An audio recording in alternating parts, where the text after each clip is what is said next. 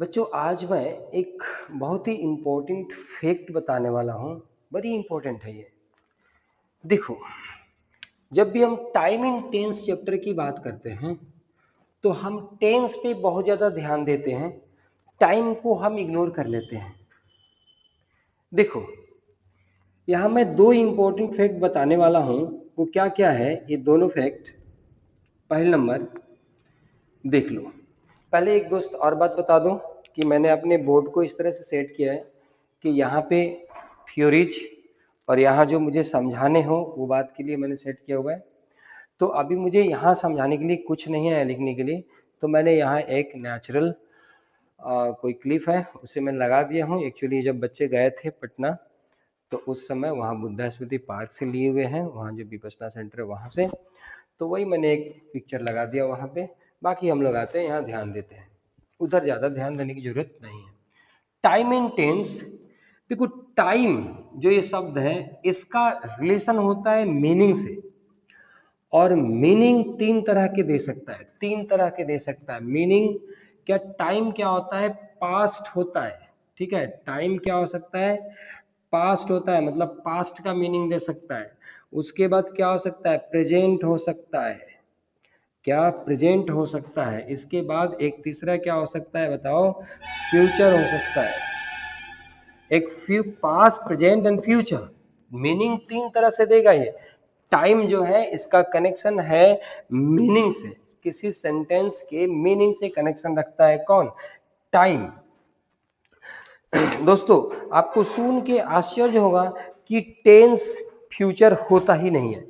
क्यों नहीं होता? मैं अभी प्रूव करके दिखाऊंगा। बहुत लोगों के कान से भीतर उतरता नहीं है, क्योंकि बचपन से फ्यूचर टेंस पढ़ते रहे। किताब में जो लिखा है वो सही है, उसमें कोई गलती नहीं है, समझाने में समझने में हमें गलती हो रही है। टेंस का रिलेशन होता है वर्ब से। टेंस का रिलेशन होता है वर्ब से, और वर्ब केवल दो होते हैं। क्या क्या हो सकता है? केवल केवल दो। क्या क्या हो सकता है? या तो प्रेजेंट हो सकता है या पास्ट हो सकता है। फ्यूचर में वर्ब होता ही नहीं है। मैं एग्जांपल दिखाता हूं। गो, एक बार लीजिए। गो, गो फर्स्ट फॉर्म है, इसका सेकंड फॉर्म क्या होगा? वेंट। इसका थर्ड फॉर्म क्या होगा? गोन। इसके बाद कोई फॉर्म नहीं है इसका। अगर सही में कहा जाए तो कोई फॉर्म नहीं है, लेकिन हम लोग इसको और भी एक आते हैं V1 V2 V3 V4 में लेके आते हैं। क्या? गोइंग। तो हम इसको यहां लिखने की कोशिश कर रहे हैं, गोइंग। क्या है? गोइंग।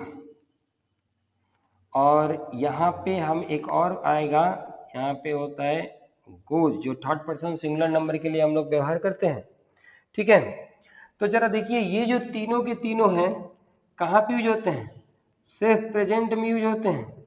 गो, गोइंग, और यहाँ चाहे पास्ट कंटिन्यूस में ये यूज होगा।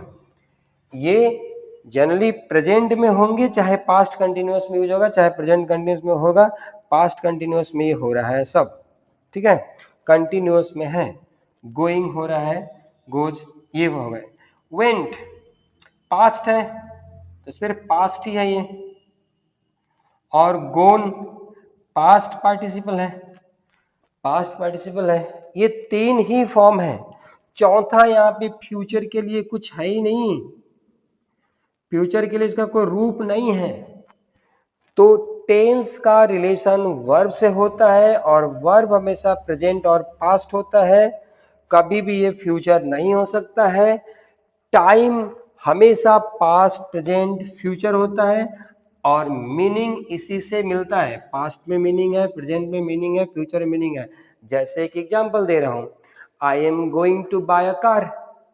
मैं कार खरीदने जा रहा हूं, ऐसा हो लग रहा है, but I am going to buy a car, मैं कार खरीदने जा रहा हूं, ऐसा मीनिंग नहीं आएगा। I am going to buy a car next week, तो ऐसा कंटिन्यूस आ रहा है। लेकिन क्या होगा? दोनों का मीनिंग क्या है? फ्यूचर आ रहा है। I am going to buy a car, I am going to buy a car, future आ रहा है। ठीक है, I am going to Delhi next week, अभी तो काम शुरू भी नहीं हुआ है, नेक्स्ट वीक जा रहा है, फ्यूचर समझा रहा है, लिखे किसमें है, इन कंटिन्यूअस में, I am going to Delhi next week, ठीक है, I am going to Delhi next week क्या है, कंटिन्यूअस है, प्रेजेंट कंटिन्यूअस है, लेकिन मीनिंग क्या दे रहा है, मीनिंग क्या दे रहा है, फ्यूचर का मीनिंग दे रहा है, तो मीनिंग ये देता है, इसका कोई संबंध नहीं है टेंस से, टेंस पास्ट में भी हो सकता है, मीनिंग फ्यूचर में दे देगा। जैसे अगर ऐसे कहते हैं ना हम लोग कि जैसे आपका कोई आए कहे कि अरे वो तो आदमी चला गया, अरे यार उससे नहीं ऐसा नहीं, एग्जाम्पल, अरे वो जो तेरा ट्रेन जाने वाला था ना 10 तारीख को, तू जो जाने वाला था अगले 10 तारीख को, वो ट्रेन कैंसिल हो गया, अब क्या बोलते हो एक सेंटेंस, अरे मुझे उस दिन तो दिल्ली जाना था, उस दिन तो दिल्ली जाना था, उस दिन जाना था दिल्ली, और आप अभी कह रहे हो फ्यूचर की चीज में था लगा रहे हो, ठीक है, इस तरह से इन बातों को समझना होगा। तो इस तरह से दोस्तों ये कंक्लूजन ये निकल के आ रहा है मेरी 4-5 वर्षों की, बल्कि उससे ज़्यादा 6-7 साल वर्षों की पढ़ने और पढ़ाने का एक्सपीरियंस, उसके बाद जो किताबें पढ़े हैं मैंने, कम से कम 15-16 किताबें पढ़े, उसके ऊपर सोच समझ करके ये बातें सारी आती है। और जरा आप भी कभी टेंस को ऑक्सफोर्ड के जो इंग्लिश मीडियम का डिक्शनरी मिलता है मोटा वाला, उस डिक्शनरी में टेंस को जरा खोल के देखिए कि ऑक्सफोर्ड क्या इसका डेफिनेशन दे रहा है, तो आपको पता चलेगा। ठीक है, आज के लिए ये बहुत अच्छा इंफॉर्मेशन था, आज के लिए इतना ही, धन्यवाद।